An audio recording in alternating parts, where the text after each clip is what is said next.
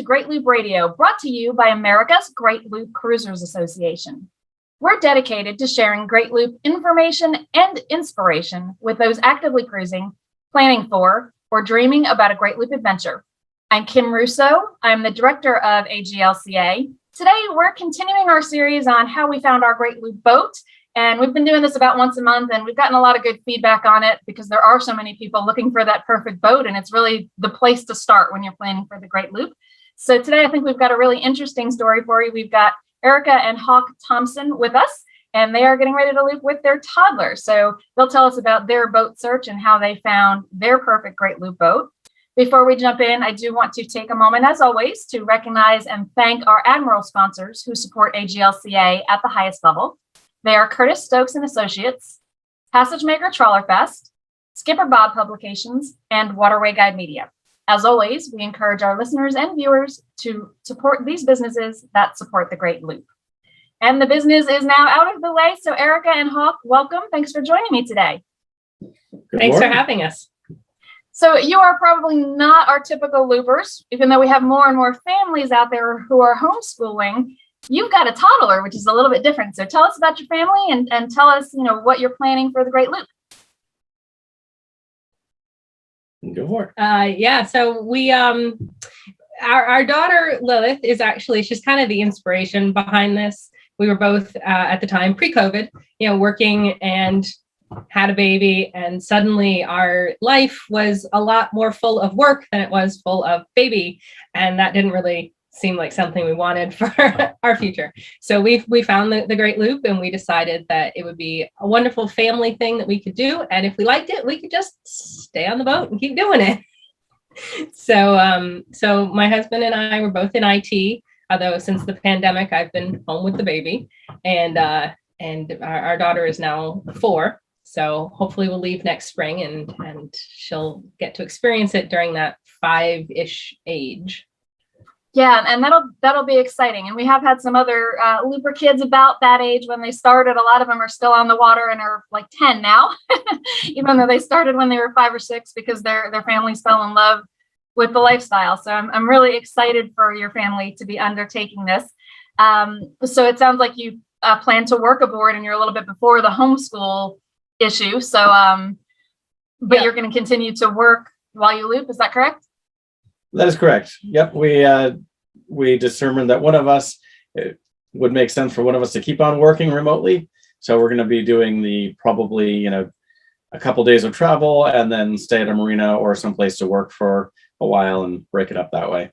So a little bit slower, but it'll allow us to get through the whole experience. Yeah. And did you have previous boating experience, or is this brand new territory for you? So growing up, the family had friends in Maine that had a around 30-foot sailboat that we used to go spend a couple of weeks on every summer. So I did a bunch of sailing in Maine growing up, and then my parents got when they retired, they got a sailboat that they had down in Florida and then down in St. John. So I have a fair amount of sailing experience, not necessarily nothing with locks. I've never been through a lock, but out, on coastal waters. Sailing. My family was very water focused, but we did not boat. So we had a house on the Cape, and all of my aunts and uncles lived on lakes. So we did a lot of swimming, boating, water skiing, that whole thing. But I have a fear of deep water. So that's always kind of made me very nervous when I'm on a boat. Although since we've had our boat, I've discovered that the space that you get on a boat separates me enough from the water that I don't have that debilitating fear. Well, and that certainly speaks to your sense of adventure, though, Erica, because you kind of agreed to this with that serious fear of deep water. Well, actually, what made you decide, yep, this is something that's for me? This was my idea, actually. We did that math and determined that, we'd only have a few hours a day if we stayed at home and stuck with the 9 to 5 that most people do. And so I went to Hawk and I said, hey, there's this thing called the Great Loop. What do you think? Well, so with Hawk having, I'm sorry, go ahead. And he said, well, that sounds like a great idea. I've always wanted to live on a boat, but it wasn't like I was going to suggest it. It's just one of those things. It was always in the background. I've done periods of time living on a boat, and it was like, it would always be fun to spend a couple of years living on a boat, but you settle in, you get a house. So it wasn't in my mind that, oh, I should uproot everybody. So when Erica came up with the idea, it was, one of those things like, yeah, that would be a great fun thing to do. Yeah. So with those kind of special circumstances in mind, one being Erica's fear of deep water and one being that you would have a toddler aboard, how did those things impact your search when you began to try and figure out what was the right boat for you? So it impacted us in a couple ways. So one, we had the conversation. Erica has two things going on, not just the deep water, which was a question on, how well would this really work for us long term, but she also has a great fear of heeling boats. All my experience has been on monohulls, so I would have been happy to jump aboard a monohull sailboat and go off, and that was a non-starter for Erica. So we looked at early on. We did look at some trawlers because that is the vast majority that you see going around the loop. But with I really like sailing, so we ended up deciding that a catamaran, a small sailing catamaran, was the right market. So we looked in that, and obviously any monohull that was going to heel was right out. So it was just catamarans. And then, the other area that was interesting is having a toddler while you're looking at boats. There's certainly a lot more that you think about, but she was amazingly engaged. She would crawl around the boat, so that was a lot of fun. We've got some nice pictures of her on all the various boats we looked at. Yeah, she was walking, but not yet talking. So she could sign to us and tell us how she was feeling about things. So she would say, I like this, or I want more of this. And, I'm looking in the water fills, the intakes for the water tanks. And she'd be like, open that again. I want to see. Yeah, and that's amazing. But bringing her with you also probably kind of pointed out where some of the danger points could be for a child that small on a boat. And I know when mine were little, my parents had a 50-foot marine trader, and it is nerve-wracking. Some boat layouts, or many boat layouts, in fact, are really not very kid-friendly. If there's ladders to climb to get up to the upper decks, or if there's big spaces between railings, it can be a little bit nerve-wracking. So I'm sure having her with you helped you kind of spot those things that maybe would not be ideal. But so it sounds like you focused pretty early on catamarans. Is that correct? Or did you kind of board some other boats and start to narrow the search? So initially, as I said, we looked at some trawlers. We actually got invited onto a couple that was doing a great loop that had a DeFever 45, and looked at that, which is a nice one. We looked at some in the yards. But we pretty quickly moved off of that into the catamaran, the small catamaran. We did have a price versus boat conflict, which everyone has when they buy a boat. So basically, when you're looking at boats, the cheapest boat you can buy is a monohull sailboat. Like, especially up here where we are, they are a dime a dozen. You can get them anywhere. And then you get the motor yachts or the express cruisers. Those are pretty easy to find. When you get up into trawlers, and certainly with the catamarans, there are just not that many of them, and they tend to be pretty pricey. So we were either looking at a huge project boat, which is a non-starter with a toddler, or we were looking at going with something smaller, but a catamaran. And part of the conversation we had, and again with Erica's fear of deep water, is I pushed for us to get a boat earlier. So, and not worry about it being the forever boat. So if we really like it as a boat, we can upgrade, but get into a boat that might be a little bit smaller than, we'd want for long term to be able to get out there and start getting some experience. Right. So besides the stability of a cat, what were some of the other features that were on your must-have list as you were undertaking the search? Well, I absolutely did not want to have to make a bed every night. So it had to have at least 2 cabins, which, as it turns out, we're doing a lot of co-sleeping with the baby. So that's less of a thing than I thought it was going to be. But I didn't want to have to take down the salon and put up a bed. And so we were looking at something that had at least 2 cabins and had enough like outdoor space cockpit space that she could play. without it being, just these tiny little side decks or whatever, which you can get on some of those boats that have more inside space, but not as much outside space. And also bunks are easy to get in and out of. You see some of them and the bunks are way high up. You need a little ladder to get up to them. But we've got the dog and the cat, and with the toddler moving everybody around, we didn't want to have to worry about, getting in and out of bunks every night. So that was another one that definitely factored in. And I think that was it. You had really I really wanted a galley up. Just because I'll be doing all the cooking, and I wanted to be kind of in the middle of everything when I'm doing cooking so that I can participate and be part of it. And one of the things I found, especially with the small catamarans, is that they're so small.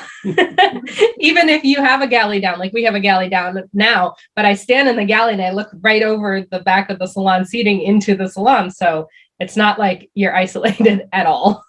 And that's one of the nice things about a lot of the cat designs that loopers seem to like, is that even when a lot of them have the galley down, and even when you're there in that sponson, you're still really kind of part of the action. And it's just, it feels like extra space there in the galley. Then you have sometimes when the galley's up and you're trying to fit everything in that same level with the salon and whatever else might be there. So that's one of the really things that I like about those designs. So you kind of talked about that was your must-have. Did you get all of those things, or did you wind up making some compromise on things? And again, we all have that, boat versus price disparity, perhaps. Yeah, we made compromises. Like I said, I didn't get my galley up, but what we have chosen to do is move the cooktop. So the cooktop will be in the salon, even though the fridge the fridge is also in the salon in our boat, but the countertops and that sort of stuff is all down, but we're going to move the cooktop up so it has better ventilation and is easier to, access. So we've definitely did compromise there. The boat we ended up getting is a 2000, and they made a major hull change in 2001. So we got all of the performance features of the next generation, but we didn't get that updated cockpit, which has stairs leading out of it instead of stepping up onto the seat and then out. And I really wanted that, but we couldn't find one. We just could not find one that hadn't previously sunk. We couldn't find one that was in a condition we liked. Yes, well, there you go. So let's end the suspense. Go ahead and fill everyone in on exactly what boat you did decide on for the Great Loop. So we ended up getting a Gemini 105M. So it's a 34-foot catamaran, 14 feet wide. And, when we looked at the small catamarans, we felt it had some of the best layouts of any of those small catamarans, just using the space really creatively. We did look at the Tomcat, which was similar, but it just didn't use the space quite as well. So we really ended up on that Gemini, and it was actually a boat that Erica passed up the first time through when we looked at it. I liked it quite a bit. I thought it had a lot. It was well maintained, but not really updated. So it wasn't a good price point. But pretty much a blank canvas for us going forward for any customizations we wanted to do. But it didn't have those stairs that Erica wanted, and it wasn't quite the version. So it took looking at a number of other boats before we finally circled back to it and ended up with that one. Yep. How long ago did you close on the boat? At this point, 3 years. Yeah. Okay. Yep.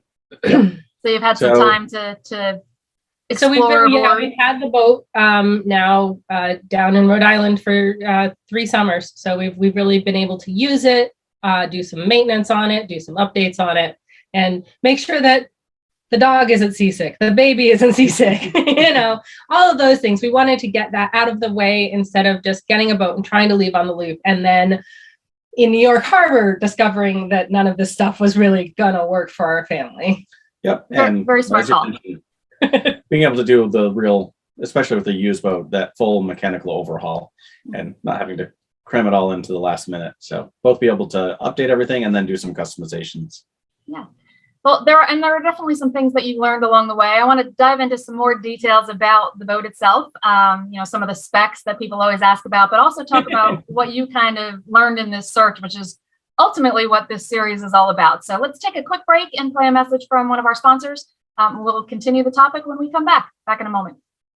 Looking for a one-stop shop for all your Pacific Northwest cruising needs? Northwest Explorations is your full-service company offering bareboat charters, guided flotillas, powerboat training, service, detailing, and brokerage. Located on the Washington coast and Vancouver Island, you're covered no matter which side of the border you're on.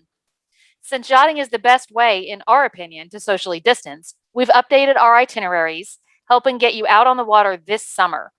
Our flotilla cruises offer the perfect opportunity if you can't stand the thought of another summer of no vacations. Visit nwexplorations.com to learn more. We're back on Great Loop Radio. My guests today are Erica and Hawk Thompson.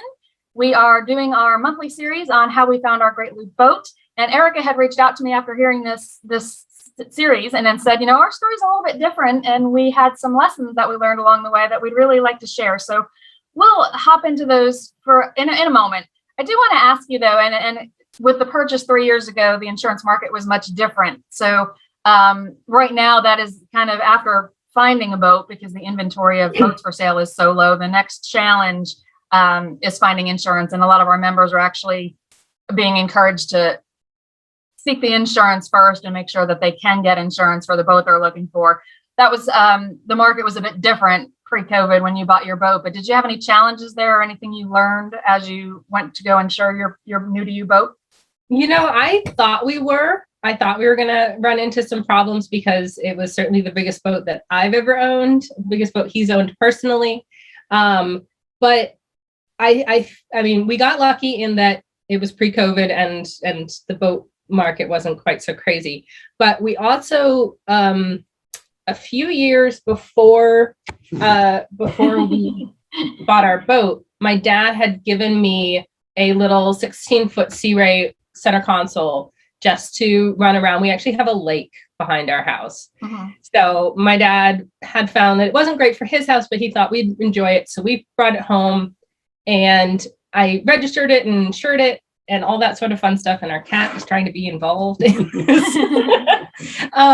And then we never really used it. I was pregnant at the time. Then we had the infant but we had it and we kept it insured in case we ever got a chance to use it. So we had 2 years of boat insurance on record before we tried to insure our big boat. And I think that helped. We ended up having to go with a different insurance company just because our big boat is in Rhode Island and our small boat is in Massachusetts. Mm-hmm. And the insurance company we have for the small boat doesn't insure Rhode Island. Well, actually, the company we had for the small boat doesn't insure large boats. No, that too. I think the other aspect that helped us with the insurance when we got it is we did a fixed value insurance versus the value of boat insurance. So, we've seen that change, but we haven't been impacted by a lot of the other changes people have seen. And I do think that that's probably helped since they're not worried about the fluctuating boat market. They know that there's a set, liability for that insurance. We've seen some of the changes such as, named storms now versus hurricane zones, but we haven't had any of our premiums change. So we've been lucky in that.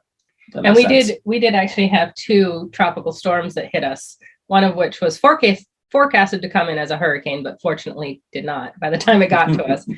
So this year has been quite a storm year for our area, which is unusual because we're up in New England. We don't get that stuff. Right.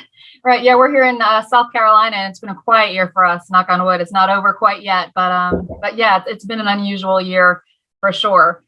Which I think is part of the insurance issue, is that the storms are just so seemingly more random perhaps than they once were. Yeah. And the insurers just keep getting, hammered. But that's a topic all in and of itself. One of the things that you kind of shared that's different about your story is the boat you did end up buying, and Hawk, you alluded to this a little bit earlier, was one that you initially, didn't even, we're going to take a pass on. It wasn't something you thought you were interested in. So what led you to eventually go see it anyway and discover that, wow, this really is the one for us? Well, we had seen this Tomcat, sorry, which is, the Tomcats are 32 feet and 16 foot wide sailing catamarans. And they have very similar layouts to the Gemini.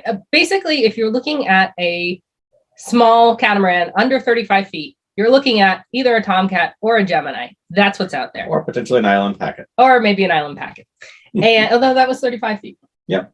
So we were looking at this Tomcat because it was available in our area. We could go down and see it. It had the most open plan I have ever seen. Like, it had sunlight pouring in absolutely everywhere. It was beautiful. It had what I called a stumble through head. You had to go through the head to get to the master cabin, and it was a very narrow hull, so you literally would stumble through the door every time. So we ended up passing on that and deciding that we were going to go to Maryland. We had a friend who'd recently moved to Baltimore, so we went down and stayed with her and looked at a bunch of boats in Annapolis and the areas around there.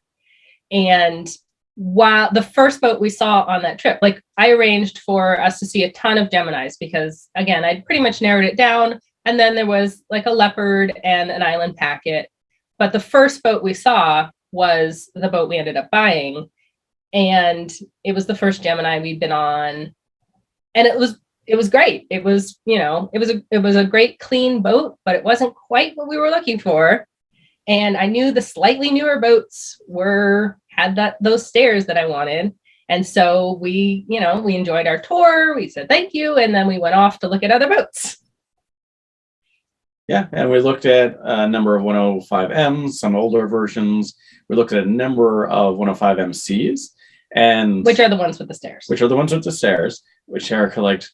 But they all were very leaky. They had very, very wet bilges and lockers. They mostly hadn't been very well maintained, or they were in the somewhat questionable one where we looked at some, and when you finally got into the questions, you found out that it had been a salvage boat. Mm-hmm. that they were doing, but they didn't really want to admit that until you asked the right questions. They weren't going to tell us until we asked. So none of that was making us feel good, and we actually thought that we were going to end up with no boat on this trip that looks good.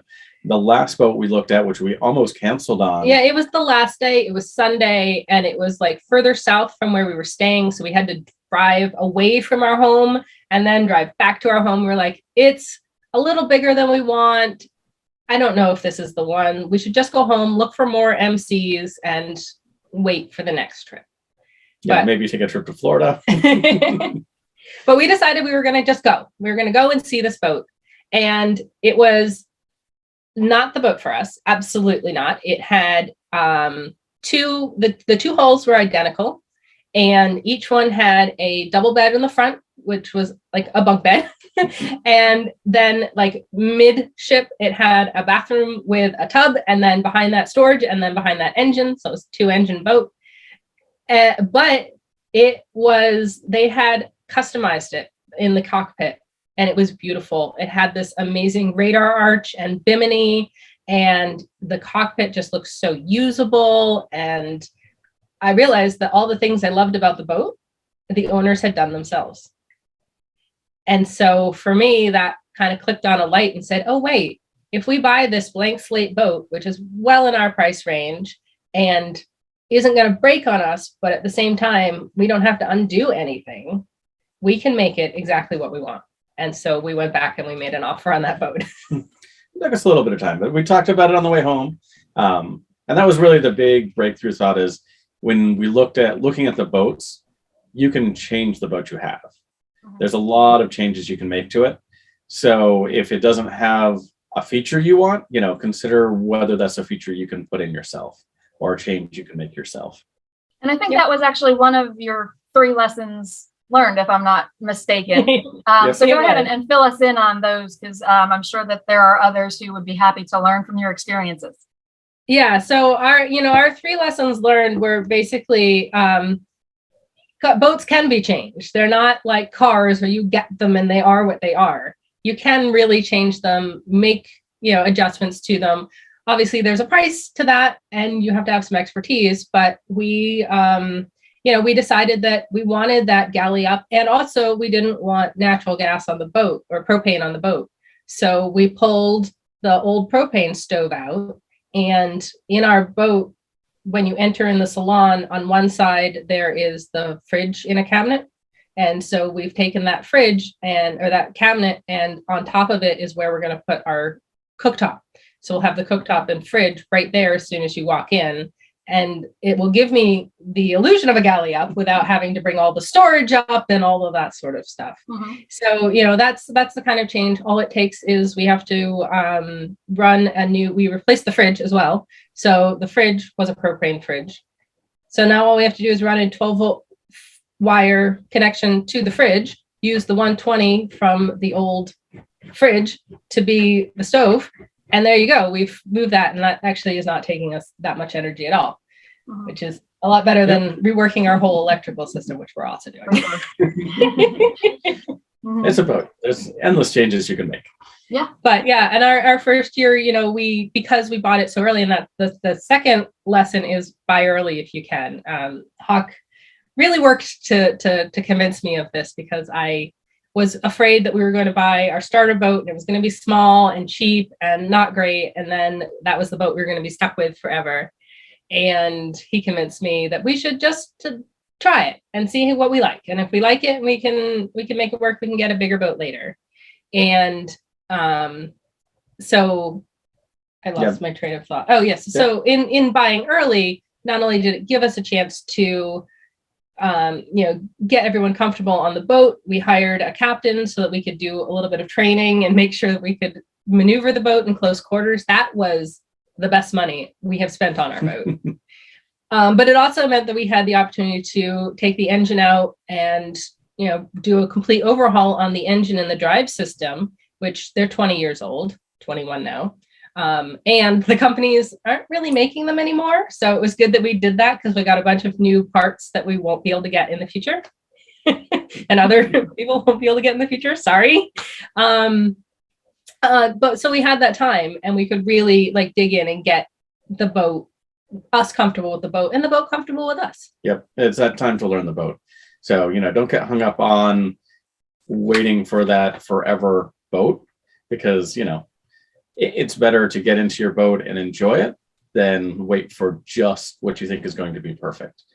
You can wait way too long for that if you take that approach. Mm-hmm. Plus, getting the time to get comfortable and familiar with your boat before you're going to spend a year on it is always a good thing to do. Absolutely. Yeah. And what's the third lesson? The third lesson, we kind of skipped around. So the first lesson was, even if a boat doesn't look like it's going to be your perfect boat, you might learn something from being on it. So if it's not out of your way and it's not, a huge amount of hassle, you should just go look at boats, look at all the boats, and just get comfortable with boats. Mm-hmm. Even if you think, I want a trawler, why would I look at a motor yacht? You might learn something. Yeah. And then the second one was just that you can adjust boats and change them and make them how you like. And the third, start early, which not only get your boat early, but join the AGLCA early. We've been there. We've been members now for 3 years, and I've learned so much from the forums and from the podcasts, and it's been great. Yeah. And all of that is great advice. And it's really the way we encourage people to do things. You have obviously learned a tremendous amount in your research because you talk about the different boat systems and the different features, like you've been aboard boats your entire life doing this. So congratulations to you on, gathering the information you needed to know what you didn't know and fill in the gaps where you needed to learn things. Really excited for you to get started on the loop. So when will we actually see you on the water on the loop? We're hoping to leave next May. So, pulling out of Rhode Island in May and hopefully reaching the Hudson around June-ish.